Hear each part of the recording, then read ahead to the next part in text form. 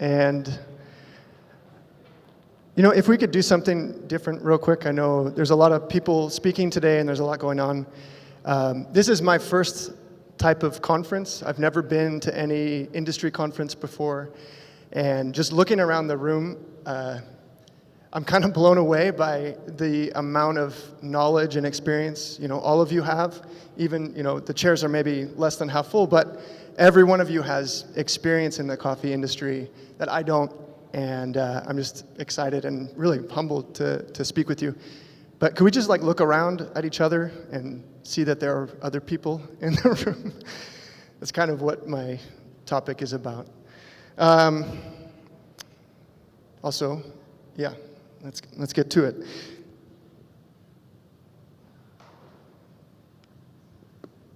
Okay, so this presentation, there it is.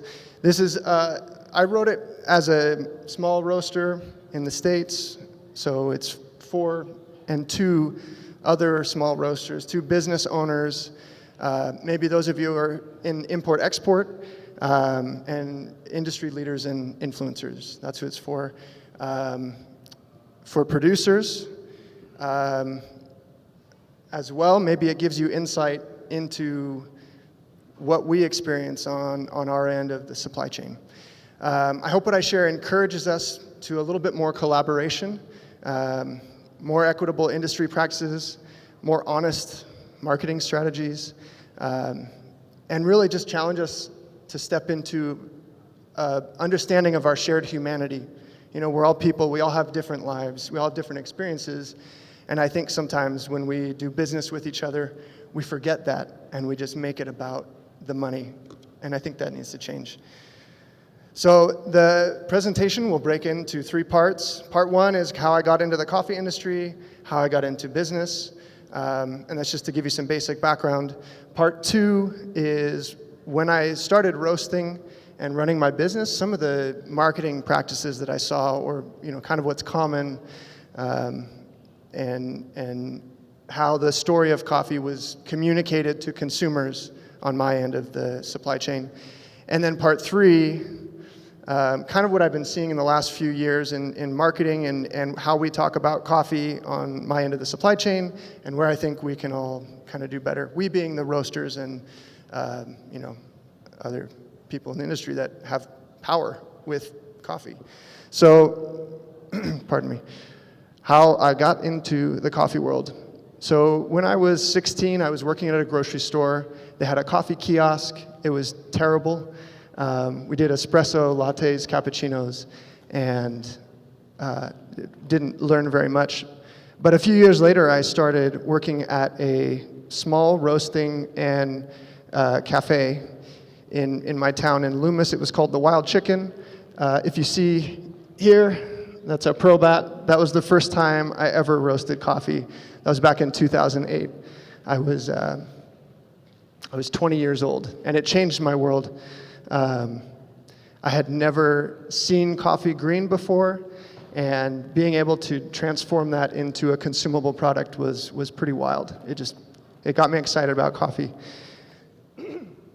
Over the next few years, I was in and out of school, and I went to culinary school. And then I got back into coffee in 2014 when I realized working in jobs for other businesses, I was never going to make enough to survive. In 2011, I got married. In 2016, we had our first baby, and it wasn't adding up. So we decided to start a coffee roasting company, and we called it Valiant. So here we are. We had a little Diedrich 7-pound roaster. That's me working. I'd been roasting for 20 hours at that point. And this was in my grandma's house, and just super basic, we wrote on the bags, we stamped them, I printed them out. Very not cool. It was no aesthetic, no, it wasn't that.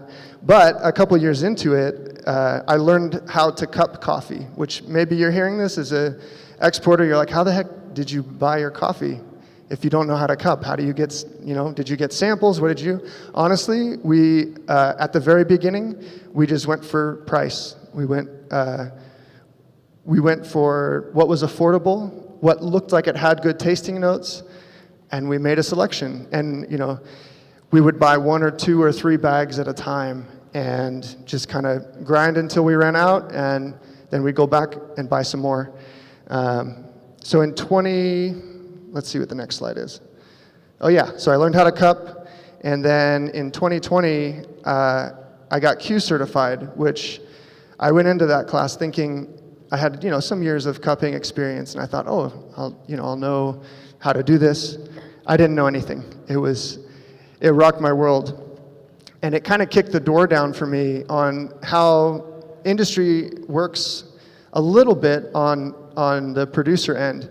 Nothing experiential, but just more information. I was taught more. I was taught about processing and how that works, and it just kind of blew up my mind for that. So I got the Q in 2020, and then I met my good friend Taya. Taya, where are you at? She's in here somewhere. Yeah, yeah. Doctora Cafe, Taya Brown. We've been having a conversation for the last 4 years about everything coffee. So that was that. Now part 2, real quick before I get into that, I'm going to share just real quick a little bit about my personal family background, because I think it may help in explaining later what I'm seeing in marketing. So my parents divorced when I was 7. My mom remarried when I was 9. She had a baby boy, my brother, with this man. They got married, and he turned out to be very abusive, very violent, very manipulative, and just not a good dude. He was excellent at making everything about him. So everything that our family did had to make him look good, and it was very confusing. And so when I moved out when I was 19, I had all this stuff going on, and so right before getting the Q in 2020, I started going to therapy and figuring out, like, oh, there's a thing called trauma, and there's a thing called PTSD, and growing up, just basically growing up in a really difficult home environment was affecting me later in my life. And so I'm going to share that now. We'll come back to it later because it affects how I'm perceiving marketing of coffee. So part 2, I called it transparency. What I did here is I want to just say first, I have no aesthetic concept, nothing about design. I'm very functional. The way that I think is the way a thing looks needs to match its purpose. But I understand that in marketing, the look of a thing elicits emotion, and that emotion drives sales. So what I've seen in the industry in the last, since I've been in it, is the biggest, I guess, marketing image is always latte art. Latte art, latte art, latte art, or baristas doing whatever, and occasionally you get a roaster, smelling the trier and looking cool for the camera. And so what I did here is I did a Google search, and I just typed in Google specialty coffee, right? That's it. And so there are 23 images here. 12 of those are latte art. Or I'm sorry, 12 of them are related to espresso, 7 of them are latte art. 6 of them show brewing methods, some of them are just nonsense, and then one of them, this one right here, shows a lady cupping coffee, which, specialty coffee is, the way we evaluate the coffee, if it's specialty or not, is through cupping. We taste it. So that's even 1 out of 23. That's the closest thing to anything related to specialty coffee, in my mind. The next set of images, I just scroll down. We get a little bit better, still a lot of latte art, but 3 of them have cupping, and 1 of them shows, an SCA 5-cup standard protocol. My point is, all of these photos are here because of information. Somebody on the back end typed in a bunch of information and decided that a picture of a cappuccino is specialty coffee. There's no pictures of plants.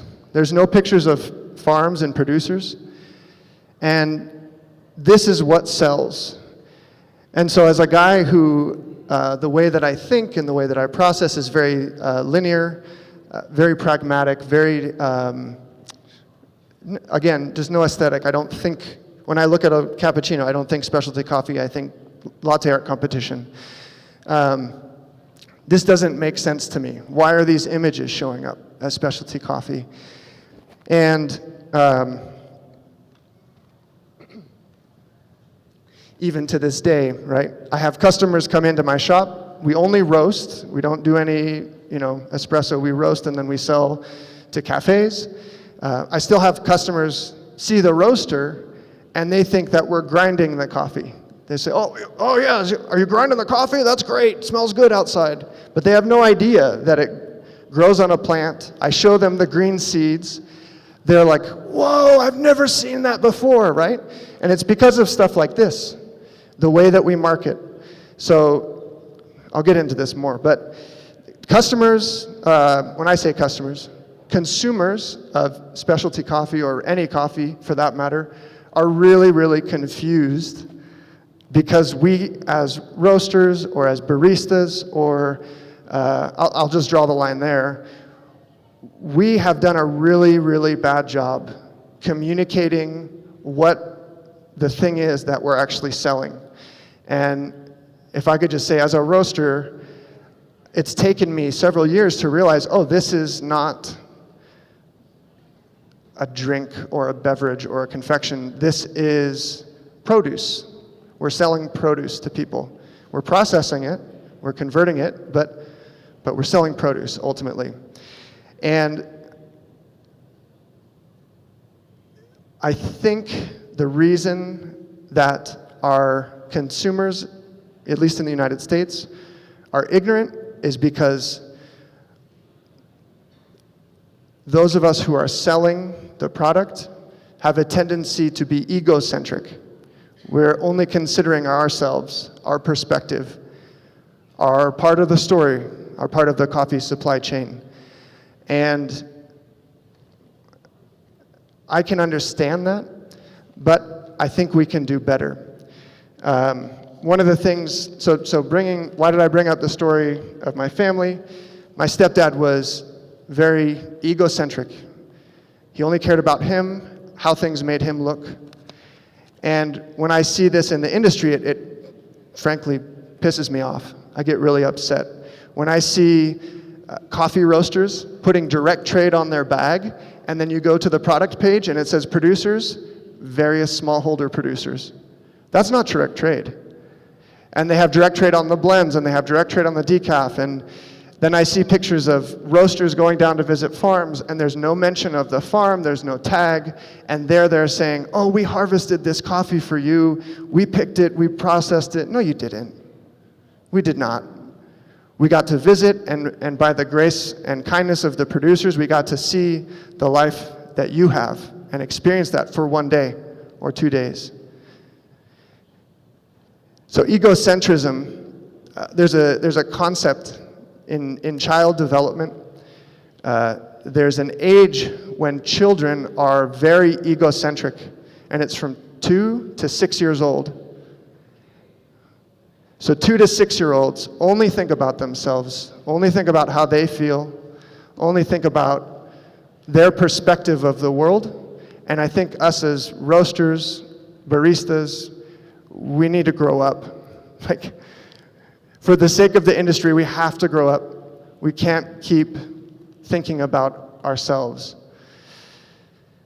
So, I understand we have to be competitive. There's a bunch of roasters in the United States, there's a bunch of coffee shops, we all have to be competitive, but we can do better. Let me see what's next here. There we go, you can do better. So this is a quote from Maya Angelou. It says, do the best you can until you know better, and when you know better, do better. When I started my business, I had a lot of, emotional turmoil, and a lot of that was centered around fear of failure. And my wife gave me this quote, and we kind of built it into our business as the core of Valiant, right?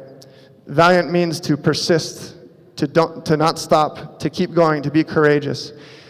And my wife sent me this and was like, hey, you know what? You know what you know, do that and learn more, and then improve, and just keep doing that cycle. And that's why I titled this To Be Excellent, because that's what I believe excellence is. You keep trying at something, you keep improving, get better practices, learn more, okay? So yes, we need to be competitive, but we got to stop lying as roasters and baristas. If we don't know, we need to be comfortable with saying, oh, you know what? That's a great question, consumer of this cappuccino. I don't know what a natural process is. I don't know what an anaerobic process is. I know it tastes really good. Also, thinking collaboratively. Where's my phone? I didn't bring my phone with me. How many of you have a smartphone with a camera? Okay, so that thing in your hand is power. It's power to tell your story. And you can leverage that, you can use that to defeat lies, right? So if somebody comes to your farm, I don't know if anybody has experienced this, but maybe you have your farm, you invite a roaster or whoever out, they take a bunch of pictures, they don't tag you. Well, if you know who they are, you can sure as hell tag them and let people know, hey, this person didn't give credit where it's due, right? That's power. That's one way. Another way, tell your story.